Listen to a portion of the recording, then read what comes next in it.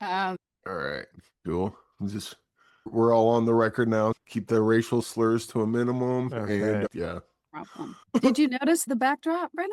I love it. It's That's you, wild. buddy. It's so there's weird. some crazy person right there. Through the whole podcast. Oh my gosh. I'm here with Brennan Kelleher and Virginia Newcomb, and y'all got a movie coming out. And yeah, I guess let's talk about that. So it's Seed and Spark, which is ran by Emily Bess, created by Emily Bess, and this is her movies, I believe. Is it short or I don't know? Tell me about what you guys got going on. Brennan, kick it off.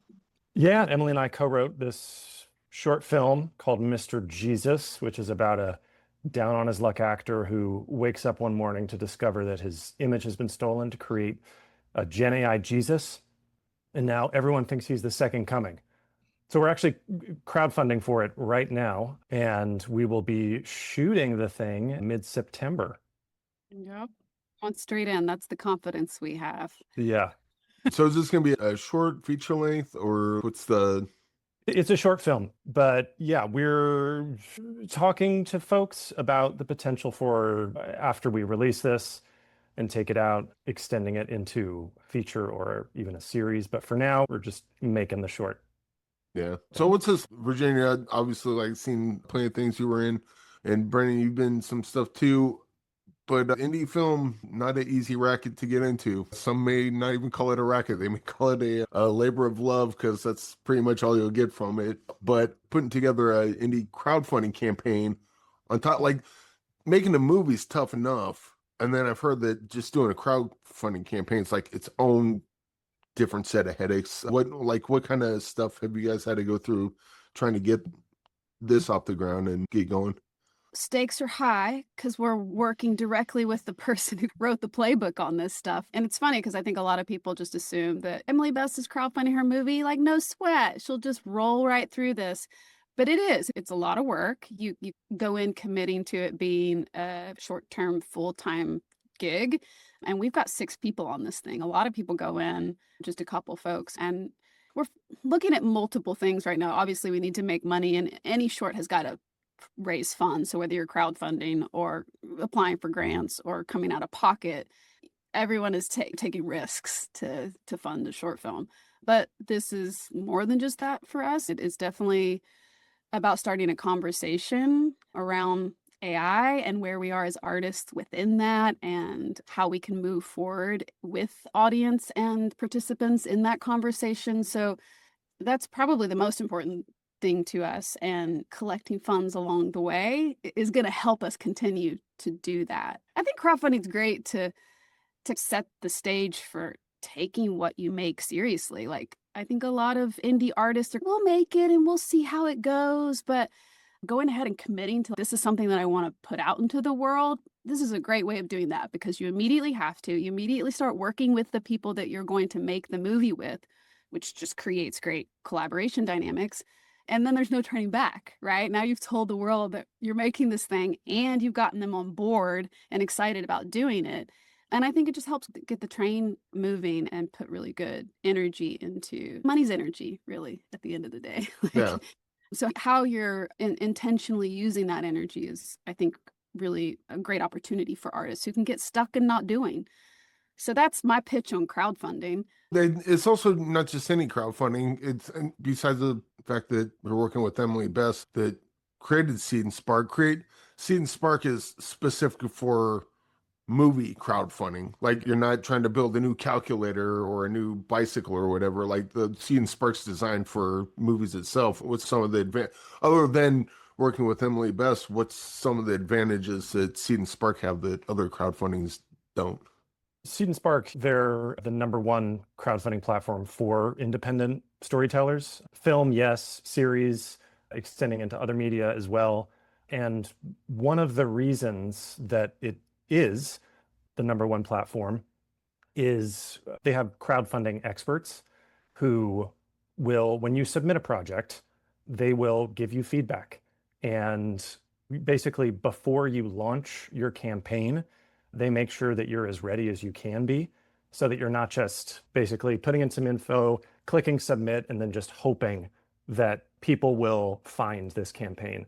And they provide certain tools like incentives, but also provide education around how to run a successful campaign. And I think it's that attention to detail and that personalization that sets it apart. Yeah. And Brandon, let's talk a little more about the kind of the story and the idea of Mr. Jesus, because you mentioned AI, and of course, I think like in the science community, AI is like this wonderful technology, and it is. But like in the creative sphere, AI is like, ugh, no, get out of here. We don't want you here. So, what's like your thoughts going into this kind of story and what developed it to begin with? Yeah, so in terms of how did we get to the story in the first place, I folks had, Went to you Chat know, GPT, write me yeah, the yeah, script, yeah. and it came out. Yeah, that's it. That's it. And We don't even need to do crowdfunding. We just went and no, made we us don't a need movie too. actors. We just, again, just click a few buttons and you got yourself a film. But no, so we got the idea originally for this film. My Emily, who's my wife, works in tech, and she was in the middle of a meeting, and someone mentioned that there was a church, I believe in Switzerland, that had created this generative AI Jesus, and she just bust out laughing. And they were like, oh, what? That was not the reaction that we expected. And she said, my husband, who's an actor, is often typecast as like he gives off kind of like youth pastor vibes. I see And that. she said, if there were a modern day white church and they came up with a Gen AI Jesus, it might look something like me. And so that was the genesis of the idea. And as far as the AI piece of it, I think the folks on our team, I think we run the gamut of AI skeptical to AI curious. I think it's something that, it can be a useful tool, but the ways in which it is being used and the speed at which it's being utilized is scary. And as actors, artists, creative folks, there's word about it being a threat to our industry. And the reason that we wanted to make this film is to start a conversation about AI and to start a conversation about what agency do we have? What power can we take back so that we're not just living in this world where it's inevitable, it's coming, and we just have to adopt it in these ways, and good luck to you. So, yeah, so we really, apart from just wanting to make a good, fun, short film, we really wanted to start a conversation about this. We don't have the answers, but we want to we want to talk to folks about what can we do? What options do we have I in remember, this, I remember during the writer's strike, the studios seemed to be hesitant to capitulate to or concede to any of the points made by the WGA, which is strange for AI is a misnomer because generative AI, it basically steals art from existing art and then makes it as its own. And you would think that the studios would be like, no, we don't want that. We own the IP. Last thing we want is for anyone to just steal our IP and then throw it in a mixer and put it out as their own. right. But yet they kept fighting for it, which seems like they were biting the hand that feeds them, sort of thing. And now studios are trying to create their own sects of AI so they can control that IP, but then it's selling it back to the creators and artists for wholesale kind of thing. It's messy right now, and there's not a lot of transparency around it because I think a lot of people, at least creatives, don't understand it. We can't entirely wrap our head around it. Like, it's pretty complicated stuff. Our feeling is that if anyone's going to lead this conversation of how we create some ethical boundaries around AI and around technology in general and our value as artists, it's going to be creative thinkers, people who question things, people who want to dig inside and understand things and not just ascribe it as an almighty thing to make our lives easier, right? There are consequences, there's power in it, but how do we help define that? And really, like with any technological movement, it's through doing it, through experimenting in it, through meeting those edges ourselves and having these conversations openly within our group, and then holding corporations and the people that you work for accountable to also set those standards. There's a lot of work to be done between one short film, but I think anytime you're making something as an artist, it is in some on some level a snapshot of that moment, and this is a huge part of the conversation of this moment in time for artists, and so we want to be a part of that. Yeah. And also like the whole idea and conversation about AI is relatively new.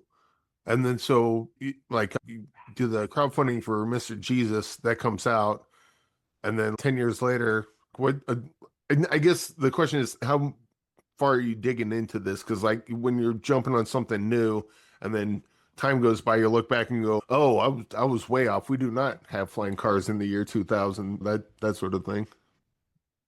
That's a good question. I don't know that we're overthinking that, especially with this short form piece of the story. It's as much an archetypal story of faith-based characters and how we as a society continue to model those.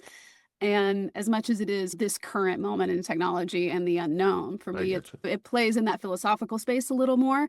And it's a comedy. And so we're silly and we're using that humor to crack those dense places open to examine them. But that's why I personally am most excited about the potential of this being a series, because a series, you can live it with the moment and explore these things as you go. And I haven't had that luxury yet to be on a show long term to really develop something like that and be a part of the ideation of where the story goes. And I think this has a lot of potential for that as this conversation continues to shift.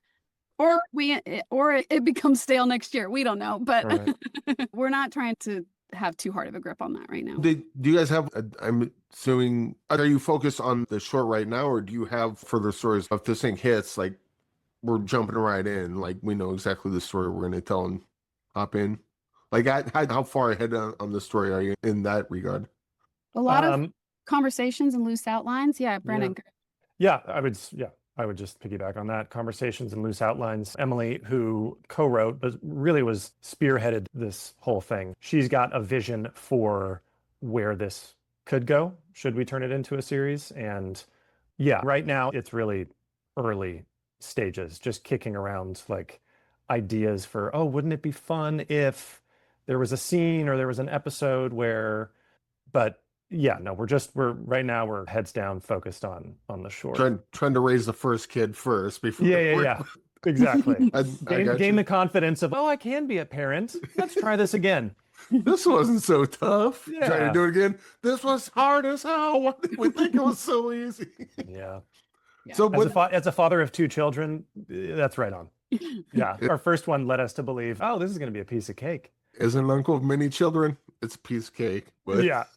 But so we talked about some of the challenges of this. So what's some of the joys of it? Because I hear a lot about crowdfunding. I hear how tough it is, and even just filmmaking in general. But there's got to be a little nuggets of joy in there somewhere where it's like, oh, you know what, this part was pretty fun, or this part was a lot more enjoyable than I thought it might be.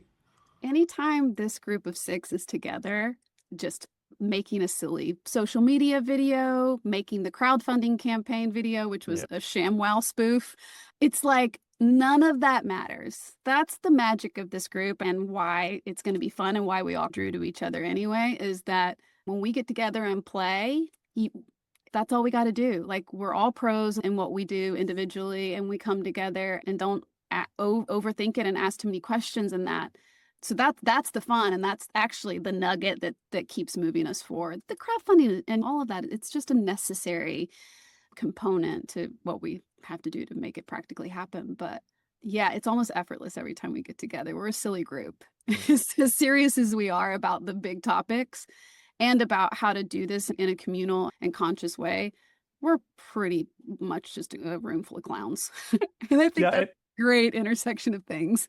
And I would say that's one of the unique benefits to crowdfunding as opposed to going out for grants or financing, is in order to get the word out there to crowdfund and crowdsource. It's not just about the money, it's about building an audience who wants to see this thing. And so the opportunities to create content, to create the pitch video, to create these silly little videos is really, it's a great fun part of crowdfunding. As hard as it is, the crowdfund part can be, it's really, that's the joy piece.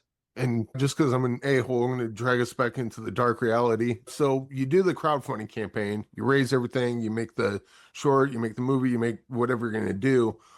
Most people, once they do that, they got their movie made. They can put it out there however they like. But a lot of filmmakers end up selling it to a studio or a distribution company, and that becomes a whole thing. Like once the movie's done, do you have any plans to do it to where you can retain your ownership of it, or is that just a sad reality of how the Hollywood works where cool, we got our movie made, but no one's going to see it unless we give it to the evil empire that's got to take their cut and own it forever? I hear a couple things there. We definitely have already had early conversations just about the IP and how we're framing that as a collective, and we all have equal ownership over that within the group, which is a solid place and a solid foundation to start. Not a lot of big studios are clamoring for short films. There is more of a distribution space for shorts than there ever was, and I do really believe there's a space for that.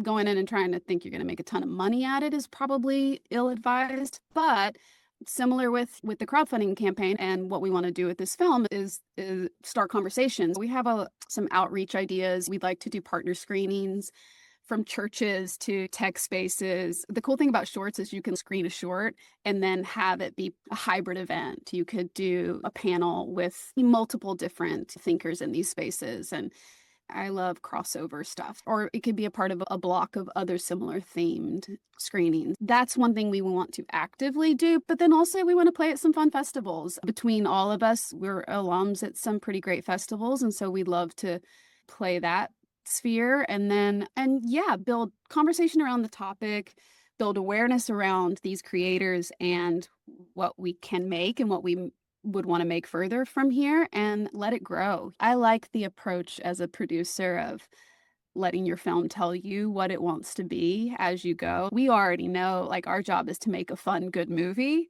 and then let's see what chords it strikes as we continue to believe in it and put it out there.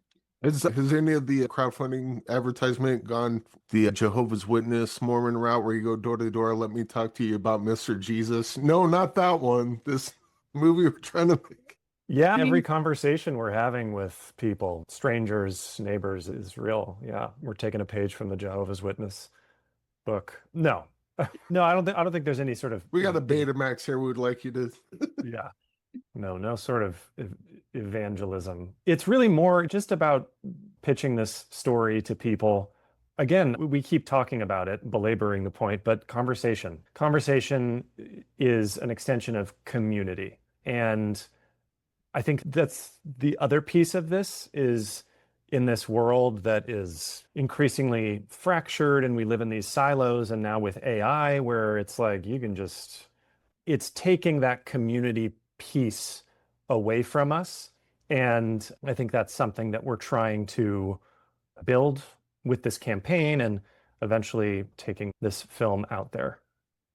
I'm not sure if this question even makes any sense, but is there ever any sort of finality to something like this? Because the way I understand movies is that you write it or you produce it, or you hop on as an actor, or however you get involved in the movie, you start doing it, but there's never seems to be any like, this is it right now. Maybe the final day of shooting, but then still you got to go and advertise and whatnot. So there's not like a hard stop. And then with the crowdfunding, there's a hard stop, but that also melds into the movie being made itself. So this is like a longer journey.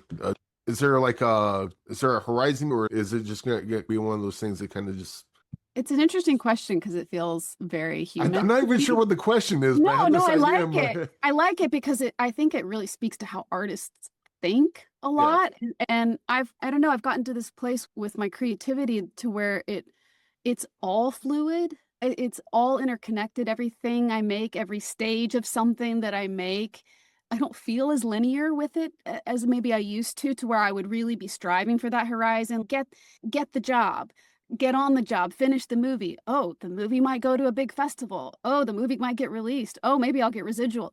Like, instead of continuing to question that horizon and how that might signal success, more letting it interpret, like I was saying before, what road to take or which direction to look with something. If we're speaking specifically about this project, we are in the very beginning stages. There will be ending moments that will lead to new beginnings. We'll finish the movie and that'll feel great. And then we'll have the road ahead of us of film festivals, and then we'll get the film festivals done, and then we'll want to put it somewhere, or we'll want to make the next thing. I really do feel like it's each piece of art that you make is an expression of who you are and the community that you made it with, and how that spreads and how that web continues to grow is just kind of part of the bigger picture in my mind. Yeah, And we have a friend who has said, you're, to quote from somebody else, I can't remember who, but you're not entitled to the fruits of your labor, only the labor itself, which I think, thinking about this film specifically, or any film that you make, yeah, just Virginia basically said it. We do the work of making the thing and sharing the thing, but then the thing itself takes on a life of its own. And that piece we just have no control over. And so we just have to wait and see. I look forward to this being a huge hit. And then we're talking about who's going to Mr. Jesus Con in 2036. You're giving us ideas today. Don't Yeah. gotten all these things down. Door to door, Jesus con. Yeah, I don't make things happen. I'm just the idea guy. Right. Hey, you gotta have We them. need those guys. But yeah, let's just, so people want to donate to this, and what's all the stuff, that you can give to the people that go do the things. Everything's so- going through MrJesus.ai. Yep. So right now our crowdfunding campaign directly links on there. And then once the crowdfunding campaign is done, we'll have all of our other information. We're on all socials. Brennan, you have something to add? No, you're doing it. I did it. It's done. You did it. Our campaign closes on the 27th. If for some reason it's the 28th and you're like, dang it, DM us, all right? We'll work it out. But no, we have basically still about $800 a day to raise to get to our goal of paying people what they're worth, as much as what they're worth as we can. Yeah, but our priority is to pay people. We've gotten a lot of loans and favors on equipment, particularly from Ari, using a really great camera. Yeah, so now we just want to be able to feed and pay people properly. And so that's where our budget lies, where it is. And Yeah. Also, from where I've seen where you guys are on the campaign, in a pretty good spot, because historically, don't they, like, they're front loaded and then there's like the lull, and then the last weeks where it just starts like ramping up, and you guys are so close right now, so imagine that ramp up will be. We're close, pretty good. but we could get closer. Yes. Yeah. By the way, don't take that to mean, Yeah. I guess I don't need to donate. That's And take a look at those stretch goals, because those are the Yes. ones that get us to the screenings, and some VFX and extra little things that just make it better. There's always, we opened our bank account today, so that makes it real. Now let's put some money in there. as everyone knows, the best goals are the stretch goals. Right. Yeah. And you know what? Just go to our campaign, because this is where we play with AI the most. So there's no AI in the movie. It's all made by humans, where if we use it at all, it will be thematically. So like when he sees his AI self. In the campaign, we play with it a little more out of our own curiosity and mostly to make fun of it. But Yeah. go on that page and there is some hilarious pictures of Mr. Brennan on there, of the whole team in godlike form. With many fingers and toes. And Too many fingers. it's a bizarre world. So yeah, come with us and play in something terrifying. Yeah. Nice. I guess we'll just end on this. So do every interview. Want to get a movie recommendation from each of you. Just a movie that you've seen this movie's really good and no one ever talks about it. Listen, I don't know if anyone Just ever any movie? doesn't talk about this one, but one that has been on my mind a lot. This is a formative one for me, so I don't know if it counts, but Young Frankenstein. Gene Wilder has like a really special place in my heart. I watched a documentary about him in the last year. So anyway, order of things. Watch Gene Wilder's documentary and then watch Young Frankenstein. He is someone that I think about when making movies like this, because he has this like heightened ability to drive comedy to the peak and also still make it like really sincere and sweet, and you care about him. So Young Frankenstein's mine.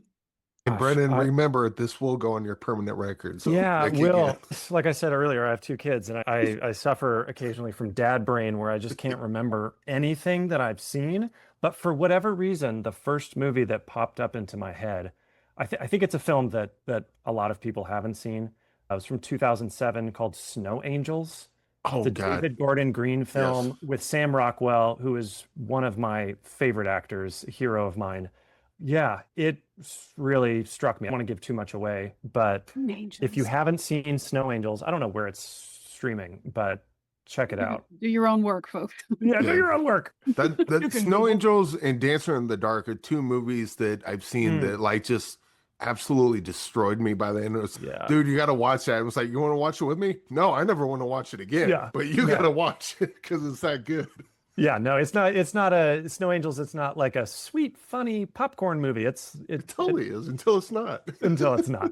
I'm so curious now. I know nothing. Say nothing more. No? Okay. Yeah. Also, though. Virginia, Brennan, thanks for joining me and congratulations on starting this whole endeavor. And I wish you all the success in the world. And I look forward to watching Mr. Jesus in the future and Thank going you. to that Mr. Jesus Con in 2036. Hey, if you actually do want to come to an event, we have one Monday. Yeah. Oh, yeah, If that's you right. happen to be in Atlanta, Virginia Highlands Church basement does events. We're doing a comedy improv event there. Got some free snacks, free drinks from our recent sponsor, Wild Heaven. I don't know if you know No the brewery Kool-Aid? in Atlanta.